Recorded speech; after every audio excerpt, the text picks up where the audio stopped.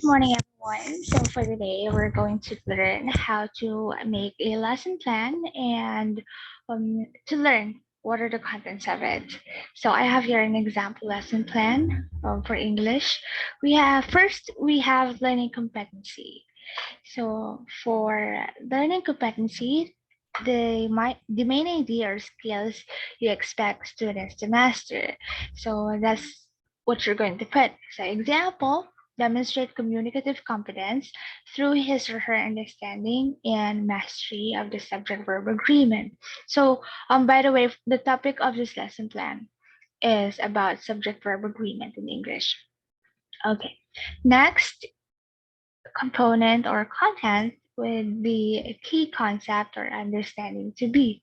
So your key concept are the ideas and understanding that we hope will remain with our students long after they have left school.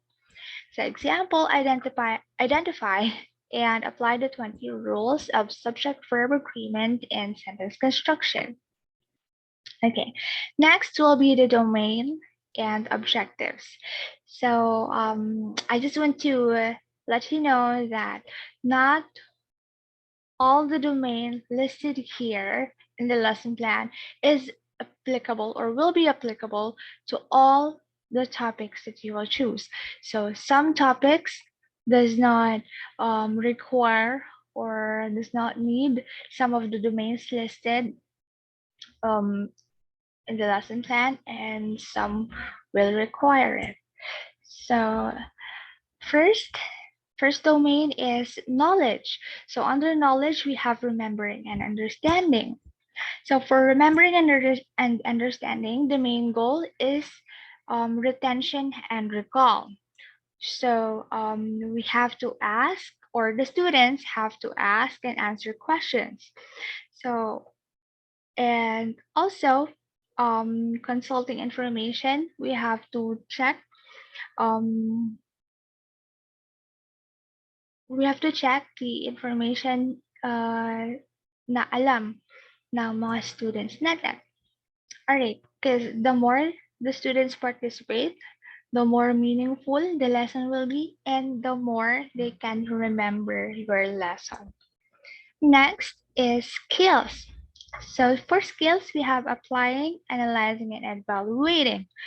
So for skills, this is the domain or part of the lesson plan where we have to think what should be done so that we can help our students enhance their skills and how we can develop their skills for the said topic. All right. Next will be attitude.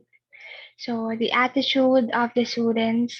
What should be the attitude of the students towards the topic and or towards the discussion, and also the values that they can get out of the topic or out of your discussion.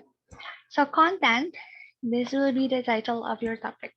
So subject and verb agreement, learning resources, where did you get your um where did you get your topic or the contents of your topic?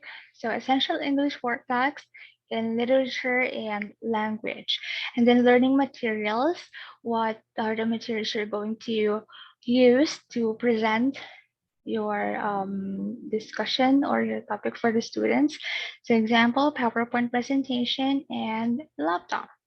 So learning procedure, we have activity. So for the activity, what activities you're going to provide in order to test the students' skills, or um in order to check if alam na ba ng mga students yung topic mo, or if ever they have reviewed ahead, or if ever they have understood already um, what is the topic to be discussed. So example, examine the short paragraph presented by the teacher. Check the sentence construction. So, given and there will be a paragraph, the learner will underline subject on the paragraph and encircle the verb. That's just an example. So, if face to face, hard copy will be supplied to the learner, but during but in this time we only have online class, so it can be presented with in the PowerPoint as well. So next is for is analysis. So this is where we look for errors, or we have to address the lesson's effectiveness. If the students meet the objectives stated in your lesson plan, and how would you know if the students meet the objectives, your objectives for your lesson plan? Example, um, they will analyze sentences in the paragraph. You will check if there are errors. If yes, what are the errors and what made it erroneous? All right, next is abstraction.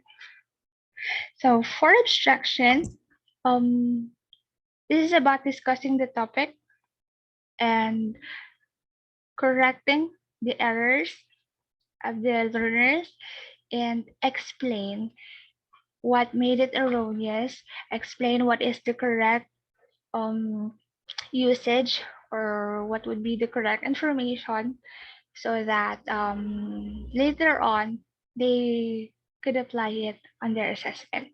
All right, example, let's correct the errors and state the rules. So um, you check each sentence in the paragraph.